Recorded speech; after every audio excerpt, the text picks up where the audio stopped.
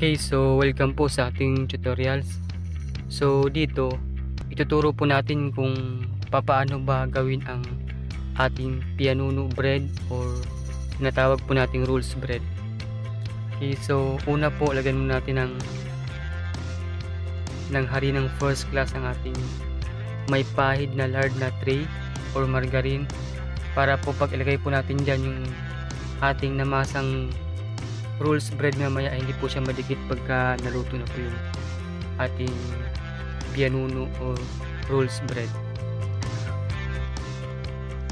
Okay, so sundan po natin kung paano ba gawin ang ating pianuno o rules bread. Okay, so ganyan po yung paglagay ng ating harina first class sa tray na may pahid na lard or margarine po. Okay, so kadalasan naman sa bakery ang ginagamit sa pangpahid ng tray ay lard po.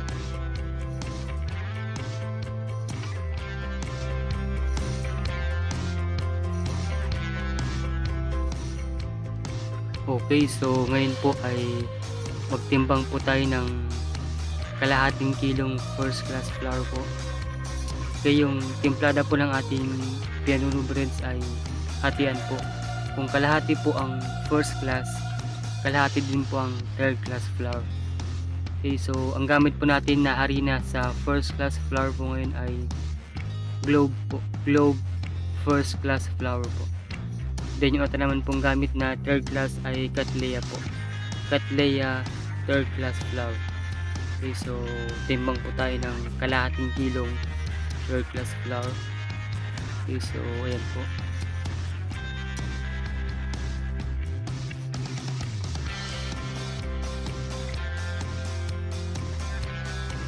Okay, so next po natin yung ating baking po. So 1/2 tablespoon po yan siya.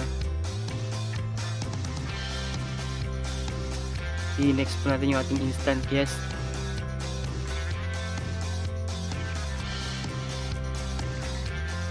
Next po natin yung ating anti-amag. So ang anti-amag po natin is 1/4 tablespoon. Ganun din po ang ating yeast. Instant yeast po ang gamit natin is 1/4 tablespoon din po. So haluin po natin para maging active po ang ating yeast, anti-amag, saka yung ating baking. Okay, so tingnan po natin sa video kung paano ba tamang haluin. Okay, para mag-spread out ng maayos yung yeast saka yung baking sa harina. Okay, so next po ay magtimbang na po tayo ng asukal. So sa 1 kilo pong timplada, hatian po yan siya. Ang asukal po natin yan is 450 grams po. Okay, so pwede naman po kayong gumamit ng asukal na kulay brown. So kung ang pianuno po ninyo ay white, so I suggest na white sugar. But if yung rules po ninyo ay violet, okay lang maging sugar brown po. Okay, next po natin is asin po, 1/4 tablespoon po yan siya. Okay, so next natin is atin pong margarine. Okay, so pwede po kayong gumamit ng margarine or lard. Okay, so kung white naman ang gagawin yung pianuno breads, mas maganda po yung lard na gamitin. Okay, so ang gamit po natin ay margarine. Ang timbang po niya, ang gramo po ay 50 grams po ang ating margarine sa 1 kilong timplada po ng pianuno breads. Okay, so lagyan na po natin ang tubig. So ang tubig po natin ay 3 baso po yan siya. Okay, so ayan po. Ang timbang po ng tubig natin kada baso ay 360 grams po ang kada isang baso po natin. Okay, so yung total po ng ating tubig, yung grams po niyan ay 1080 grams po siya. Okay, kung sa lata naman po, yung lata po ay kagaya po ng Alpine is madali po siyang hanapin kahit saan, o yung Cowbell. Yung laman po na tubig niyan ay 380 grams. So kung yung lata po ang gagamitin yung pang sukatan po ng tubig, So ang tubig po niya ay 2.8 lata po. Okay, so ang gamit po namin dyan na sukatan ay baso po. So yan po ang aming sukatan dito sa aming bakery. So ang timbang po ng aming sukatan dyan, ang tubig po niyan, ang laman po niyan ay 360 grams. Okay, so I suggest para kung nahihirapan kayo magtimbang, so humanap kayo ng baso na lumalaman ng 360 grams na tubig, or yung lata po. So kung lata na gamitin, lata ng Alpine na 380 grams na evaporada, and yung cowbell po na evaporada. So kung yun po gagamitin nyo, since yun ay 380 grams ang laman ng tubig nun, so ang lata po niyan ay 2.8 lata lang po siya. Okay, so haluin po natin. So make sure po na matunaw po muna natin yung asukal, tsaka malamas po natin ng maayos yung margarine natin nilagay o lard po, para bago natin siya i-mix lahat, para yung asukal ay lumasa sa buong timplada. Okay, so ganyan po. So pagdating naman po sa mga mamon, so mas maganda po kung ang inyo pong harina ay may mga bukbok, may mga buo-buo, buo-buo. So mas the best na anin po, ayagin po ninyo, kasi hindi naman maiwasan sa harina na minsan may mga buo-buo maliliit lang. So pag ganun po ay ayagin po ninyo, para pagmasa po ng mamon ay pag maluto po siya, wala po siyang makitang mga buong puting maliliit na harina. So yun po ang technique. So pag mamasa po kayo ng mamon, kung wala naman pong buong harina, so okay lang po na kahit hindi na po ninyo alagin, para mas mabilis ang trabaho. Okay, so tingnan po lamang ninyo sa video kung paano po ginagawa. So yan po.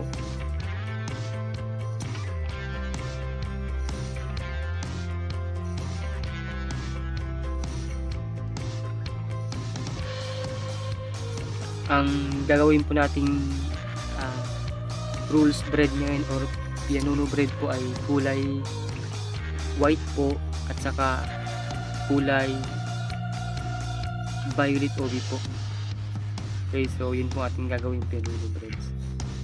So kadalasan naman po yan ang kulay ng pianuno breads, no, sa mga commercial bakery, yung violet obi or yung white pianuno rules bread.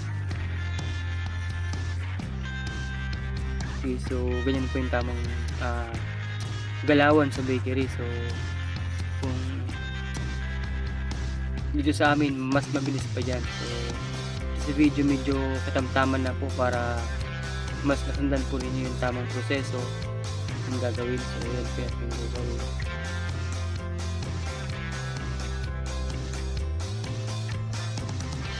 So by the way, ang timbang po ng ating tray ay kalahating kilo po. Yung tray lamang po yung wala pa siyang laman.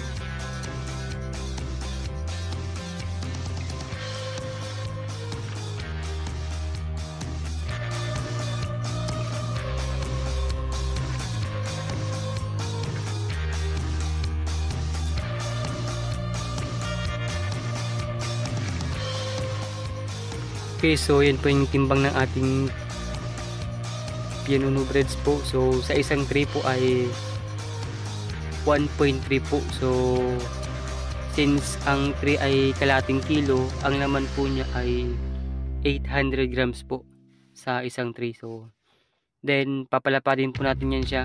So sa pagpapalapad naman po, kailangan hindi siya masyadong dumikit sa dulo, para pag umalsa hindi siya mahulog sa tray.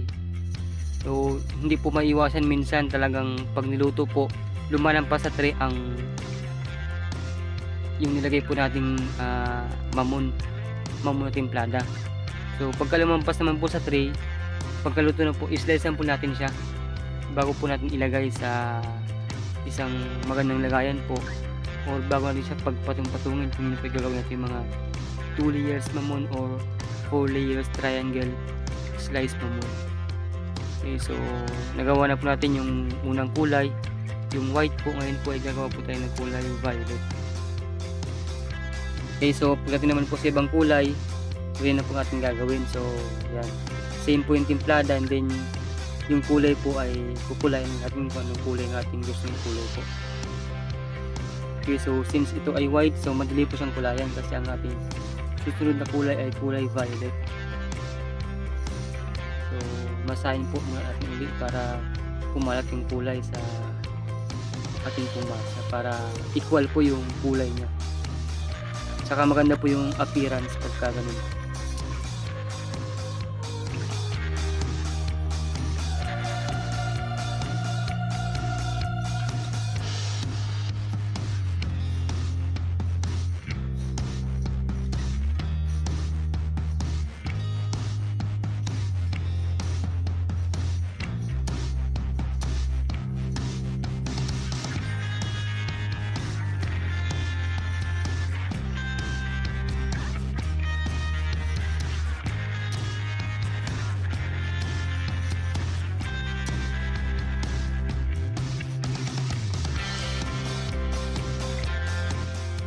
Okay, so ngayon po ilagay na po natin siya sa tray po. Okay, so ganyan po yung tamang paglagay. Ayan.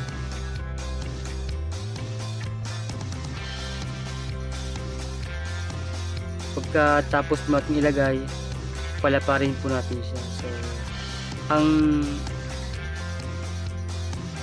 ang nilalabas na naman po ng isang tray pag yan po ay na-rolls ay pinapalabas po namin dito ng 14 pieces.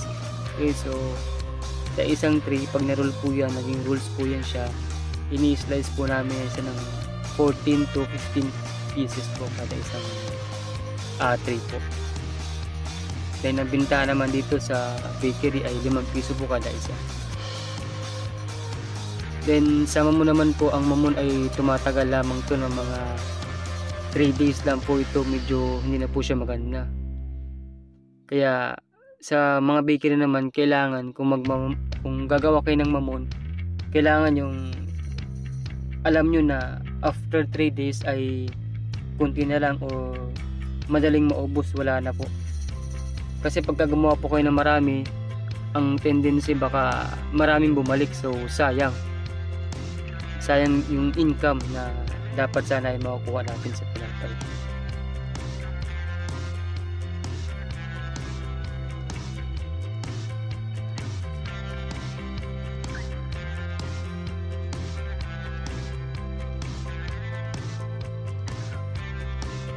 Okay, ayan. So yan po yung timbang ng ating pangalawang rolls bread. Ayan. Yan po, 1.3 po yan siya. Okay, same din po sa isa. So 1.3. Ang timbang po ng ating tray ay 500 grams. Then yung pag may laman na po siyang rolls, para sa rolls bread ay tumitimbang na po siya ng 1.3. So yung laman po niya talaga ay 800 grams lamang po. Okay, so ganyan po paglulutuin po natin. So ngayon po isalang na po natin yung ating rolls bread or yung ating pianono breads po. Okay, sa pagluto naman po ng mamon, tumatagal po yan sa oven ng mga 10 to 15 minutes po sa baba. Pero ang pinaka-safe po na pagluto niyan ay kailangan bago po ninyo itaas yung mamon ay pag hinipo po ninyo, pag diniinan po ninyo kunti, bumabalik po siya. Ibig sabihin po, pwede na po yun siyang itaas. Hindi na po yun siya babagsak. Okay, so dapat maingat po sa pagluto po ng mga, lalo po pag mga slice mamon po, kasi pagka hindi maganda maluto po niyan, ang tendency niyan yung gitna po niyan ay babagsak. Yung ngayon po itaasa po natin yung ating pianono breads po. Okay, pagdating naman po sa ating rolls bread, kailangan hindi po siya lutong-luto na matigas, kailangan tamang luto lamang po. Pagka diniin nyo ng kunti ay bumabalik po siya, nagbabounce, okay na po yan siya. Kasi pagka matigas po ang luto ng rolls ay hindi po siya mapapaikot, magka-crack po yan siya. Okay, so yun po ang technique natin sa rolls. wag nating lulutuin ng matigas. So kailangan katamtaman lang po.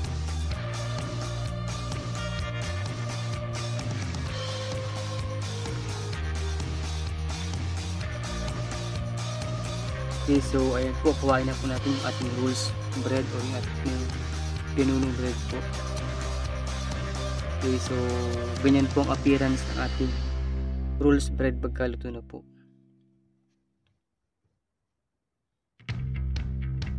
Okay, so pagdating naman po sa mga mamon, kailangan pag naitaas nyo na po, huwag nyo pong tatagalan masyado sa taas. Mga 5 to 10 minutes po ay pwede nyo na pong kuhain, kasi pag matagal baka po magpula siya, pumulang masyado po. Okay, so baka po siya ay matusted po. Okay, so ngayon po ay atin na pong i-rolls yung ating rolls bread o yung tinatawag po natin pianuno bread. So i-rolls po natin siya gamit po yung ating katsa po. Yan po ay yung nilagyan po ng harina. So labahan po natin para malinis po yung ating mga katsa, para in case na kailangan po natin ay magamit po natin.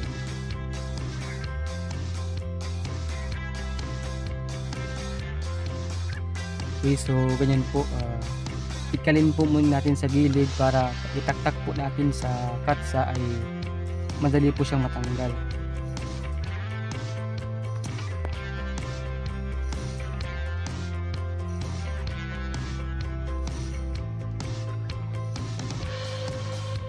Okay, so ganyan po, sundan lamang po ninyo sa video kung paano mo ginagawa para mas maunawaan po ninyo ng maayos yung proseso, yung paggawa, yung galawan.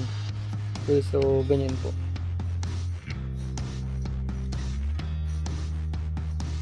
Okay, so ang ganda naman dito sa ating tutorials, ito po ay once na maka-avail po kayo ay lifetime niyo po yung learnings about sa mga tinapay, sa timplada, and regarding na rin po sa lahat kagaya ng marketing strategy, kung hanggang saan ba yung safe line ng business po ninyo, yung inyo pong bakery business. So mag-comment lamang po kayo dun sa ating sa albums, mababasa po ninyo kung saan po din mag-comment ang inyong mga suggestions, mga updates, mga request po ng mga timplada or anything basta inline po sa atin pong bakery business, sa commercial bakery business. Okay, so ganyan po, ilagay na po natin sa ating katsa. Ayan.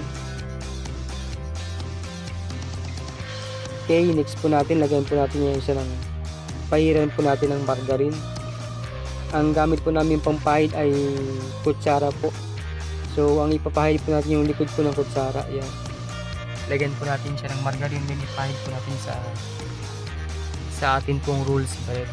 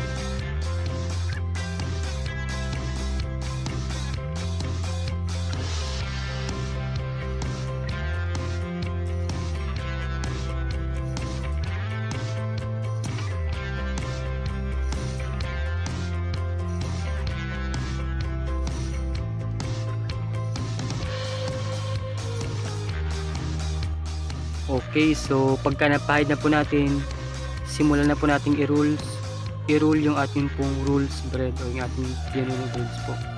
So ang ano pong gagawin sa pag-rolls ay itupi po muna yung pinakaunahan, then pagkatupi sabay ipaikot yung rolls habang pinapaikot. Okay, so tinutulak opposite sa ating katawan yung katsa, opposite na may medyo padiin po para bumilog yung ating pianuno or rolls bread po. So ganyan po, tingnan po niyo sa video. So yung iba naman po ay gumagamit ng mga dyaryo. So pagka dyaryo po kasi ang tendency niya madali po siyang mawasak, madaling masira yung dyaryo. So pagka nasira, hindi na maganda yung rolls kasi minsan din dumidikit yung pinaka ibabaw ng rolls, kaya pagtapos rolls ay maraming dumikit dun sa dyaryo, kaya hindi maganda yung appearance ng rolls bread pagka dumidikit sa kanyang pinag-rolls. Okay, so ganyan po, ilagay lamang po natin sa isang tabi, then i-roll na po natin yung isang pianuno o rolls bread po.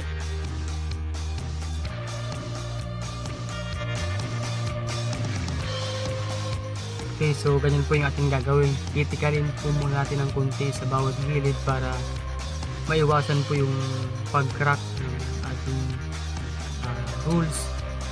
Kasi pagka hindi po nyo ginanyan po sa gilid, ang tendency maring pagkataktak po ay hindi agad siya malaglag sa tray.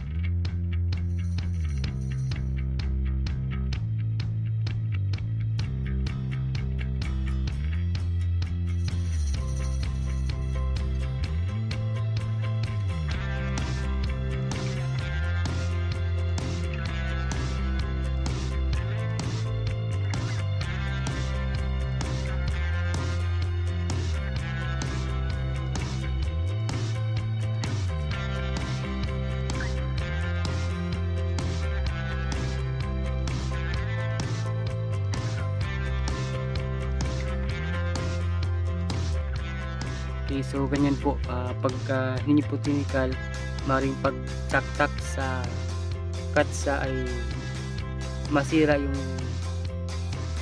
yung appearance ng inyo pong ginawang rolls. Pagka nasira po yung appearance niya, mahirap siyang i-roll kasi nagkra-crack siya.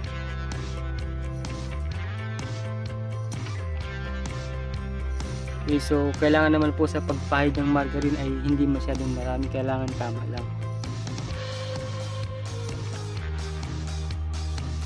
Okay, sa rolls naman po, pagka nagtimpla kayo ng 2 kilo, ang inyo pong asukal dyan ay 900 grams lamang po.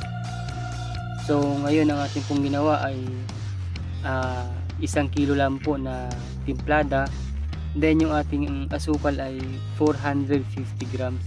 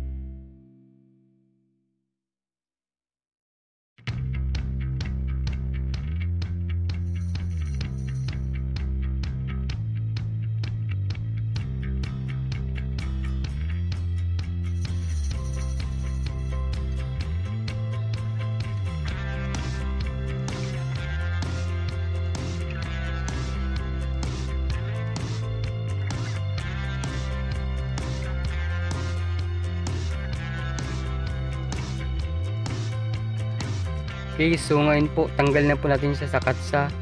Atin na po siyang ipagulong sa puting asukal.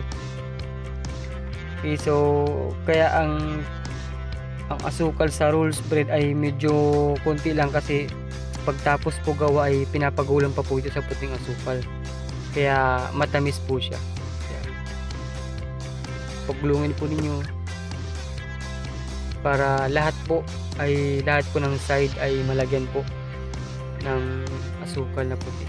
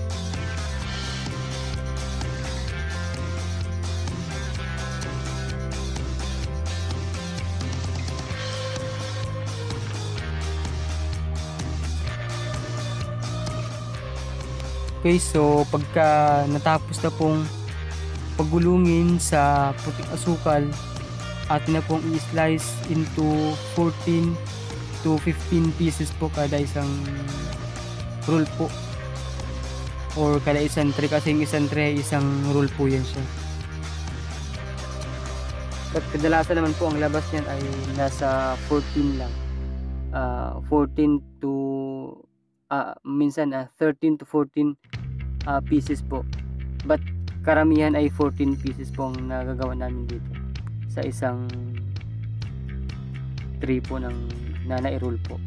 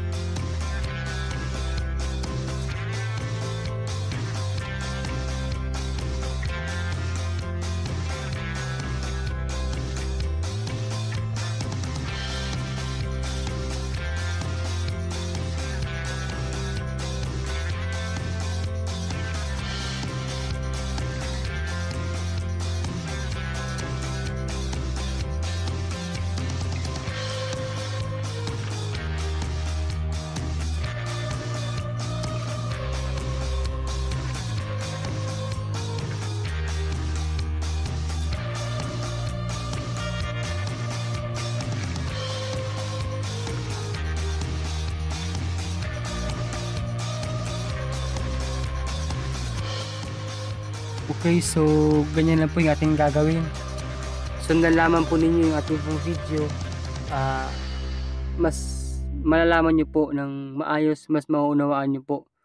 Okay, so ang kagandahan dito, once na napanood mo ay lifetime mo na siyang mapapanood yung ating pong mga videos regarding po sa mga timplada po ng ating ng commercial bakery po.